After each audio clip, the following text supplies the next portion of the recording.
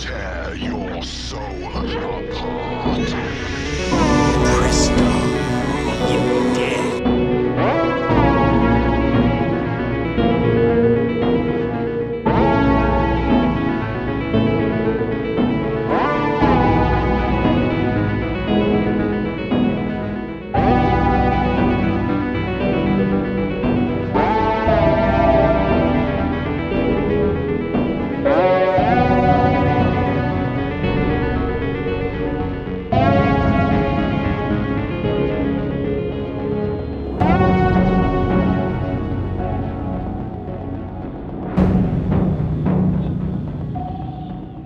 Bonjour mes amis, j'espère que vous allez bien. Aujourd'hui, petite vidéo spéciale, voilà, on va réagir sur la bombe atomique qui est sortie cette semaine, la fameuse bande-annonce du nouveau Spider-Man. Parce que une petite vidéo putaclic, ça ne fait pas de mal, on le fait très rarement. Donc nous aussi, on voulait réagir sur cet événement qui s'est passé cette semaine. Donc, t'es parti mon frère? C'est parti. C'est parti.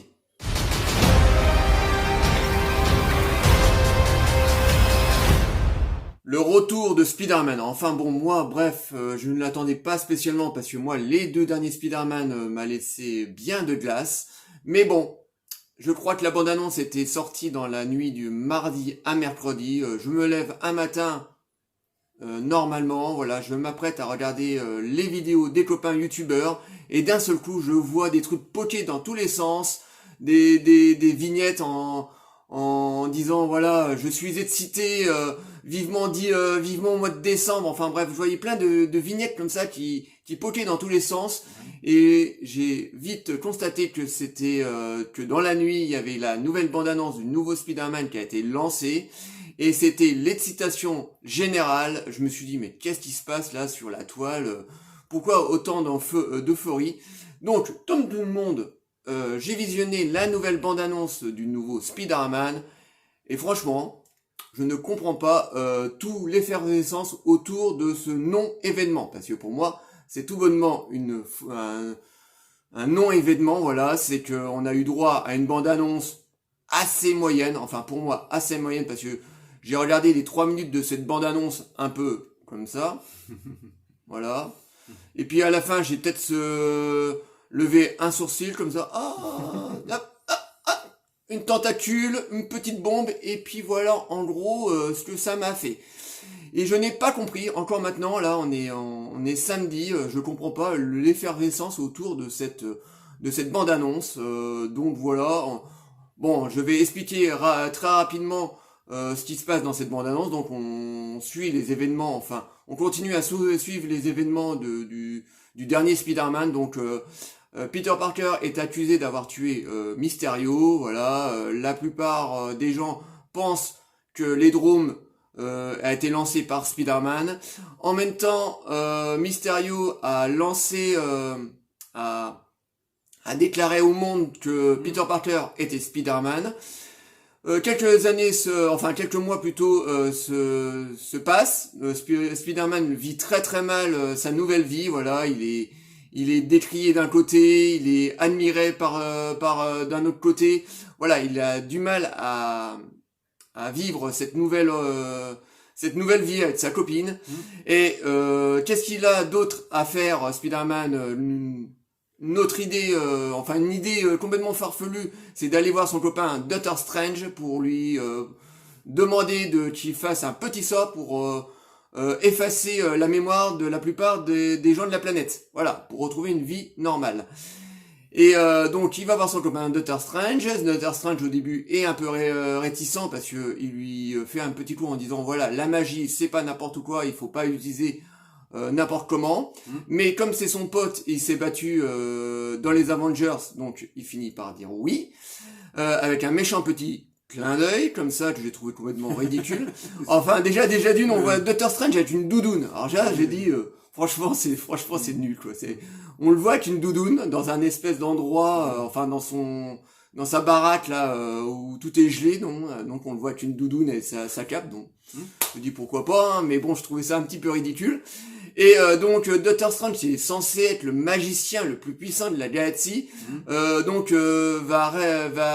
réaliser le souhait d'un ado, voilà, pour qu'il récupère une vie normale. Et bon, ça part en vrille. Ils ouvrent le multivers, donc voilà, ils vont créer un accident dans le multivers. Et Peter Parker va être aspiré par le multivers. Il va se retrouver dans des mondes parallèles où il va se rencontrer lui-même, enfin où il va rencontrer d'autres Spider-Man. Et bien entendu, et ça c'est délivré dans la bande-annonce, où il va rencontrer les anciens ennemis de Spider-Man, donc de l'univers de Sam Raimi, de la toute première trilogie de Sam Raimi. Voilà en gros ce qu'on voit dans cette bande-annonce. Alors cette bande-annonce pour moi a été toute pétée, enfin bon, c'est la toute première, on va en avoir bien d'autres dans les prochaines semaines et les prochains mois. Bon bah moi j'ai pas été soufflé par ce que j'ai vu. J'étais un petit peu excité en fin de bande-annonce, en bout de 2 minutes 30 de bande-annonce. Parce qu'au bout d'un moment, on voit la tentacule de Dr. Octopus, donc on sait qu'il va revenir. On voit la petite bombe du bouffon vert, donc on sait que Willem Dafoe va revenir aussi. Mais je n'arrive pas à comprendre pourquoi les gens se sont autant excités avec cette bande-annonce. Je sais pas, toi qu'est-ce que tu en as pensé en voyant cette bande-annonce? Pour moi, c'était une bande-annonce trop explicative. Enfin, explicatif, on savait très bien que tous ces Oui, acteurs non, mais ont ce que été je veux dire, approchés c'est de que près. Au mieux que ce soit un teaser, c'est une bande-annonce. Hein, on est à 6 mois ou je sais plus combien, non, 4 ou 5 mois de la sortie du film. Et il nous délivre quasiment l'intrigue du film en 3 minutes. Donc moi je trouvais que c'est pour gâcher un peu le spectacle, il n'y a rien de tel quoi. Donc teasé par cette bande-annonce, je suis désolé, pour moi c'est pareil, je me suis retrouvé un peu comme de glace en face de cette bande-annonce. En plus, je le savais même pas, c'est toi qui m'as téléphoné en me disant il y a le teaser enfin la bande-annonce de Spider-Man, faut la regarder, elle est toute pourrie, toute bancale, et effectivement trop explicative, trop longue.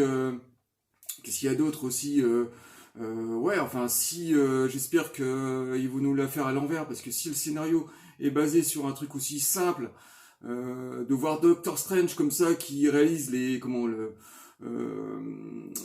comme ça le vœu de Peter Parker, et qu'à partir de là Tout l'histoire part de ça. oui, voilà, que en fait ça va chambouler le multivers à cause d'un prétexte. Moi ça me paraît quand même très très simple. J'espère qu'ils vont nous la faire à l'envers et puis qu'on va se retrouver. Non, pas du tout. Non, ça va être ça. Oh, t'en sais rien, Non, peut-être que... ça va être totalement ça, parce que déjà d'une, faut plaire la jeune génération, parce que Spider-Man, voilà. Moi, j'adore les 3 premiers de Sam Raimi. Sam Raimi avait compris tout de l'univers de Spider-Man, et surtout à respecter l'univers des Spider-Man, surtout des premières planches, des premières comics de l'univers de Spider-Man, donc il avait tout respecté. Mais là, ça part dans tous les sens, parce que voilà, ils veulent mettre en place leur multivers. Bon, ils l'ont déjà fait avec WandaVision, Falcon et les Soldats de l'hiver, ou même la toute dernière, là, c'est encore plus... ou What plus If, petit, qui est sympa, mais qui reste un gros best-of de l'ère Marvel. Donc, on s'aperçoit qu'ils veulent mettre en place leur multivers, mais ça va partir dans tous les sens. Et c'est ça le problème, c'est que à partir de là, le multivers, ils vont pouvoir faire ce qu'ils veulent. Ils vont faire confronter n'importe quel méchant entre eux, ou faire venir, je sais pas, Spider-Man dans le monde des Gardiens de la Galaxie, par exemple. Voilà, ils vont pouvoir tout mélanger. Et je pense qu'au bout d'un moment, ça va faire des espèces de bouli-boulga, complètement informes, complètement what the fuck. Et c'est ça où on va perdre mais bon. Pour Marvel, il faut attirer la jeune génération, et c'est ce qu'ils veulent faire avec ce fameux Spider-Man. Donc je sais pas si tu avais d'autres à dire. Oui, tu m'avais coupé. Ouais. Dans les noms. Non, mais moi j'ai pas été surpris. En plus de ça, on est dans le fan film encore cette fois-ci. Sauf que là, comme tu dis, c'est une porte ouverte. C'est même plus une porte. Là, c'est carrément c'est une entrée de château là pour une multitude de projets multiples. En plus de ça, si les studios se mettent d'accord, forcément il y aura peut-être du DC, enfin dans le futur, arriver à ce niveau-là encore, mais ça va être n'importe quoi. Donc pour cette phase numéro 4, qui est vachement déguisée en phase numéro 3 d'ailleurs, il n'y a pas beaucoup de nouveautés. Ben j'ai très peur d'être lassé et puis d'être gavé tout simplement. Donc ce film, pour l'instant, j'ai beaucoup de réticences. Cette bande-annonce m'a pas plu, m'a pas surpris. Bon, c'est la toute première. Donc oui, mais bon, comme tu dis, je pense que ils vont rester sur leur postulat de base et ils vont pas vouloir non plus prendre de risques. Donc en espérant qu'ils nous l'a fait à l'envers et puis qu'on se retrouve avec un très bon film, quoi. On verra bien, quoi. Ouais, je suis tout à fait d'accord avec toi. Effectivement, moi je trouve que cette phase 4, en fait, c'est une phase 4 maquillée en phase 3. Voilà, ils continuent à ce qu'ils ont fait dans la phase 3, mais ils essaient de nous la mettre en l'envers en nous disant que voilà, ils essaient d'apporter du sang neuf dans cette fameuse phase 4, parce que quand on regarde la série What If par exemple, c'est une série que j'aime beaucoup, voilà, l'animation est toute beauté, c'est fluide, c'est beau, mais en fait on a le droit à quoi ? Un gros best-of de la phase 3, voilà. Sauf que là, comme ça se passe dans le multivers, donc ils échangent des personnages. Donc c'est sympathique, attention, je suis pas en train de dire que c'est une mauvaise série, mais en fait, ils font du vieux, ils prennent du vieux pour faire du neuf. Voilà, c'est totalement ça. Et les gens se galvanisent avec ça. Et c'est ça qui m'amène à pas comprendre pourquoi l'euphorie autour de cette fameuse bande-annonce. Voilà, depuis une semaine, la bande-annonce a cartonné, a été visionnée, je sais pas, des millions de fois. On va dire que c'est quand même la génération la plus jeune qui est ouais, non, enfin bon, enthousiasme. Ouais, d'accord, mais il devrait arriver, là on arrive à plus de 22 ans de super-héros, les gens devraient commencer à être gavés des films de super-héros, Marvel, et là il y a une espèce d'euphorie, tout ça parce qu'on voit des anciens personnages revenir, parce qu'en fait, ce qui a excité les gens dans cette fameuse bande-annonce, c'est que en fait, c'est la fin de cette bande-annonce, parce que si on regarde le début de la bande-annonce, c'est un Marvel classique, hein, voilà, on n'aura pas un Marvel, voilà, on a encore la même mise en scène, on est encore dans cette fameuse, dans ce fameux MCU, voilà, encore un film qui se ressemble, comme t'as été le cas des 10 derniers films Marvel, MCU, voilà, ils ont tous la même façon de, tous la même mise en scène, la même façon de filmer, donc il y a rien de nouveau, donc on a un début de bande-annonce qui est assez moyenne, quoi, voilà, il y a pas quoi se taper la tête contre les murs, quoi, c'est pas foufou. Et les 30 dernières minutes, c'est ça qui ont excité les gens, parce que 30 dernières secondes. Ah ouais, excusez-moi, 30 dernières secondes. Vous voyez, j'ai même allongé cette bande-annonce, quoi. Et ces 30 dernières secondes, on voit un tentacule de Dr. Octopus, on voit une bombe du bouffon vert, et c'est ça qui a complètement affolé les gens, en fait. Encore une fois, c'est une grosse nostalgie qui revient, en fait. Les gens, ils ont envie de revoir les personnages qu'ils ont adorés, donc les super vilains qu'ils ont adorés, entre autres, la saga de Sam Raimi, les 3 premiers films de Sam Raimi. Ils veulent revoir surtout Tommy Maguire et Andrew Garfield dans les rôles de Spider-Man, mais en fait le film se repose uniquement sur ça, quoi. Et bon, ça veut pas dire que le film soit mauvais, ça tombe, on va prendre une claque, parce que même si nous on critique un petit peu cette bande-annonce, on ira bien entendu on ira voir le film, mais ça tombe, on aura peut-être un très très bon film. Voilà, on n'a pas la science infuse, hein. Ça tombe, le film sera génial et on sera tous sur le cul, mais j'ai un petit doute, parce que voilà, Marvel est tellement ancré sur leur position, ils sont... surtout, c'est que c'est hyper malin, parce que ils ont développé leur univers justement pour que tous les épisodes ça colle et puis qu'on se tape tous les films, en fait, c'est une grande histoire. Sauf que là on dépasse le cap, c'est-à-dire le multivers, et à partir de là c'est leur grand pari à Marvel, c'est de multiplier les apparitions de personnages dans une multitude de films. On va voir si les gens suivent encore. C'est pas gagné, hein. Moi je te dis, cette phase numéro 4... Non, si c'est plié avec avec la nouvelle génération. Non, avec la hype qu'il y a eu autour de cette bande. Ça y est, la crème a prise. Oui, ça y est, je suis d'accord, mais faut bien se rappeler aussi que à l'époque de l'âge d'or du western, les années 40 et 50, on se disait pas à l'époque western va se casser la gueule. Il y avait des séries, des multitudes de films américains, on compte même plus le nombre de productions qu'il y a eu. Mais quand même, c'est quand même tari, le western. Après, les Italiens ont récupéré le flambeau pendant une dizaine d'années. Ils en ont fait plus de 700 productions, c'est quelque chose d'énorme. En tout cas, le western européen, pas seulement que italien, mais aussi espagnol.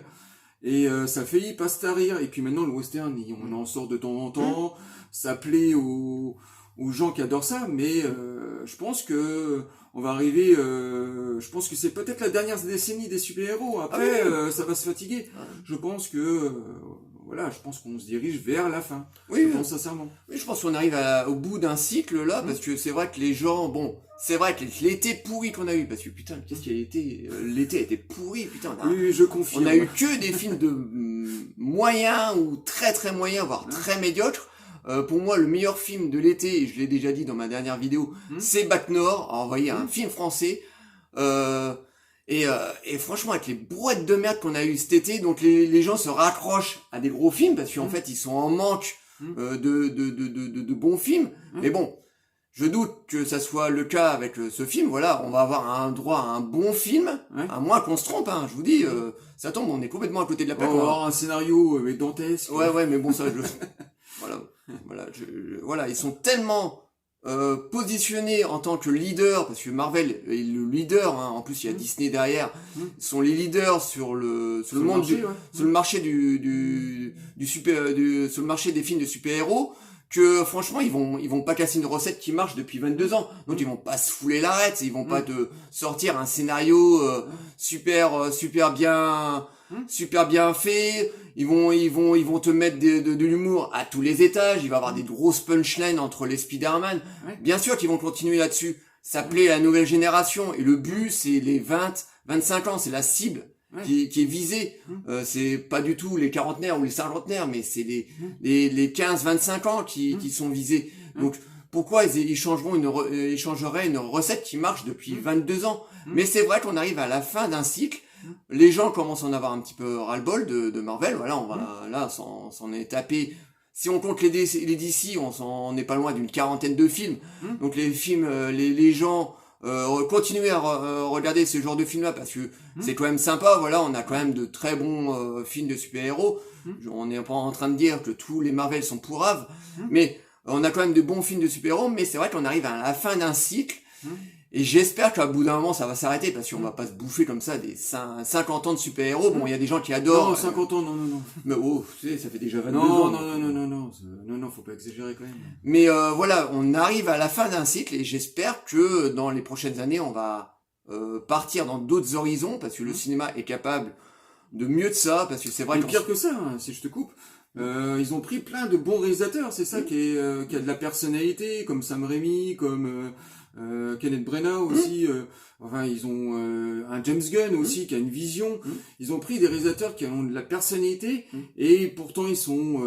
Attention, ça c'est. Attention, Sam Raimi, il a quand même influé son cinéma dans les Spider-Man. D'ailleurs, c'est les super-héros qui sont les meilleurs, que les gens préfèrent. On est d'accord, mais est-ce que je parle dans l'écurie Marvel, ils prennent des mecs, des réalisateurs qui ont de la personnalité, et puis ils ont des cahiers des charges tellement lourdes que même ces mecs-là, on leur dit, ok, t'as un nom, mais fais ce qu'on te dit de faire, parce que bon, on prend pas de risques. Ben voilà, c'est ça le problème. Faudrait qu'ils prennent des outsiders, encore à la limite, des mecs pas connus du tout, et puis ça devient des moutons, quoi.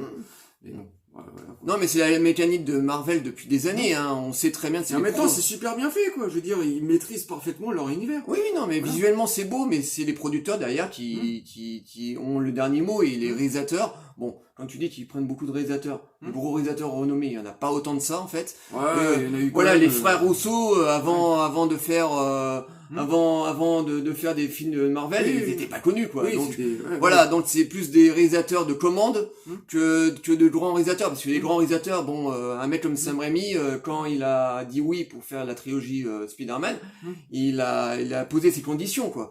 Donc en fait, il y a pas de grands réalisateurs, en fait, ils prennent beaucoup de réalisateurs pas connus et qui contrôlent plus facilement. Donc, on verra ce que ça va donnera par la suite. Je pense que ce film va cartonner, voilà. Pour moi, c'est déjà plié.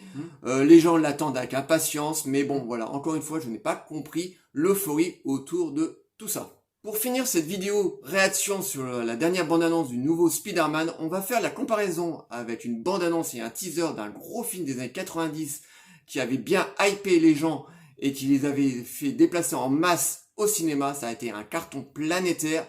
Et donc on va faire la comparaison avec la dernière bande-annonce du nouveau Spider-Man et vous allez voir la différence entre une bande-annonce et un teaser qui donne vraiment très envie et une fausse bande-annonce, parce que pour moi, la dernière bande-annonce du nouveau Spider-Man est une fausse hype, en tout cas une hype qui a été créée totalement par les gens, et vous allez voir la différence. Et donc on va vous balancer la bande-annonce et le teaser de ce film-là.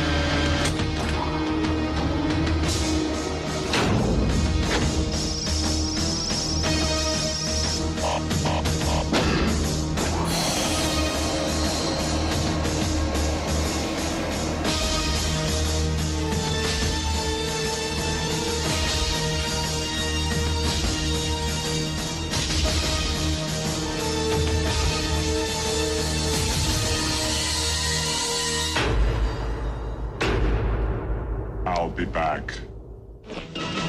Revenez voir. Reste couché. Vas-y, maintenant. Il faut qu'on reste ensemble.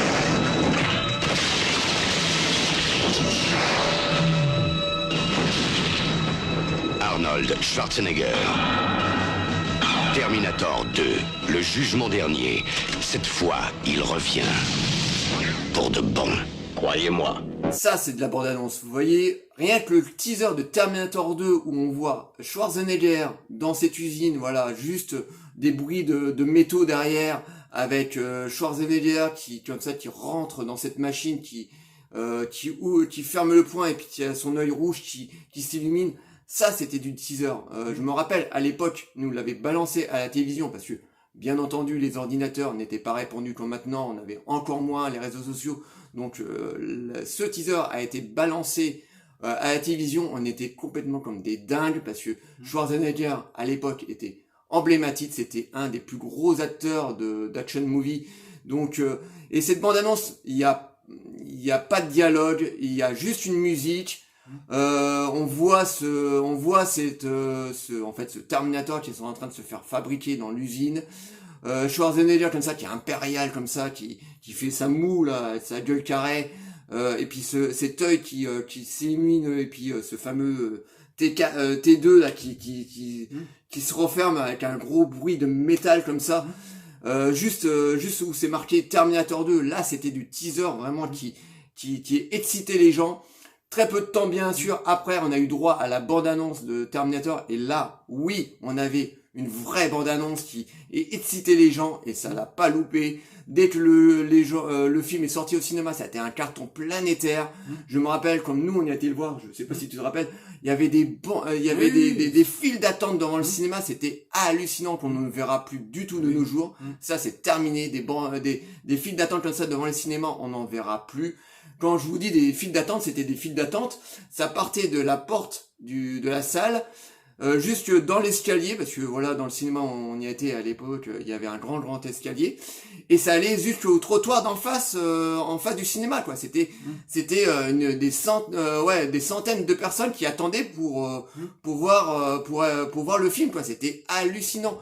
Et ces bandes annonces à l'époque, là, on avait des vraies bandes annonces, et c'est pas le cas des bandes annonces de nos jours. Donc, je suis pas en train de dire de faire la guéguerre entre deux générations. Je suis en train de dire qu'à l'époque, on savait exciter les gens avec de très très bons films. Là, on sait pas si le film va être bon. Voilà. Bon, ça va beaucoup surfer.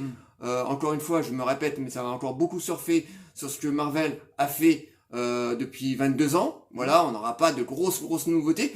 Ça tombe, le film sera très très bien. Mais cette bande-annonce là, elle n'a rien de bien fou pour que ça excite les gens à ce point-là. Moi, je me pose encore la question. Donc, voilà, on voulait faire cette comparaison avec cette bande-annonce de T2 qui est vraiment très, très excitante. Je sais pas ce que vous allez dire. N'hésitez pas à nous envoyer des commentaires pour réagir sur la bande-annonce de Terminator. Mais quand vous faites la comparaison des deux films, bon, je vois certains qui arriveront, mais oui, mais t'as mis un film de Cameron, c'est facile. Cameron, c'est le patron.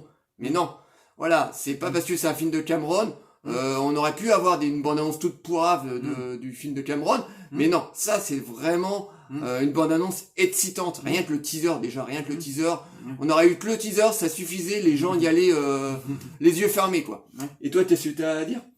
Bah moi, c'était carrément ce teaser a été totalement réinventé parce que, enfin, ça se faisait beaucoup dans les années 80-90 parce qu'en fait, c'était une scène entièrement tournée inédite qui était traitée pour le teaser uniquement. Et en plus de ça, il y a beaucoup de mystères qui se cachent derrière parce que on voit ce T-800 apparaître. On pourrait croire que c'était le nouveau méchant de ce deuxième film, mais en fait, on s'aperçoit quand on a vu le film que c'est pas du tout le cas.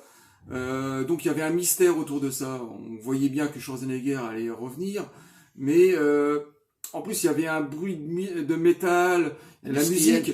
Enfin voilà, cette fusion de style qui est entre le son, le son, le bruitage, la musique, tout ça est parfaitement orchestré. Donc ça fait que, en plus, c'était une bande-annonce qui était balourdée peut-être un an avant ou 10 mois avant, si je me souviens bien. Et on regardait ça et puis on se dit vivement dans 10 mois quand le film sortira. Et il y a d'autres aussi teasers comme ça que je pourrais me souvenir. Par exemple, il y avait aussi le teaser de Roger Rabbit qui était vachement bien fait, où on voyait sur un mur en briques, en ombre chinoise, on voyait des personnages comme ça qui se confrontaient. Il y avait le juge de mort d'un côté et puis Roger Rabbit, une petite scène muette comme ça, totalement inédite. Donc un super teaser. Et dernièrement, je pourrais aussi parler cette fois-ci une bande-annonce qui a été faite pour Prometheus aussi, qui était assez clippée, avec beaucoup de musique, de bruitage. Donc c'était assez mystérieux. Et on voyait ça et on se disait, mais vivement dans 6 ou 7 mois quand le film sortira, parce que on est impatient de le voir. Et ensuite, il balance un mois avant la sortie du film, les bandes annonces. Mais c'est comme ça que ça marchait à l'époque. C'était vraiment une attente sur un teaser pour débarquer ensuite sur une bande annonce. Voilà quoi.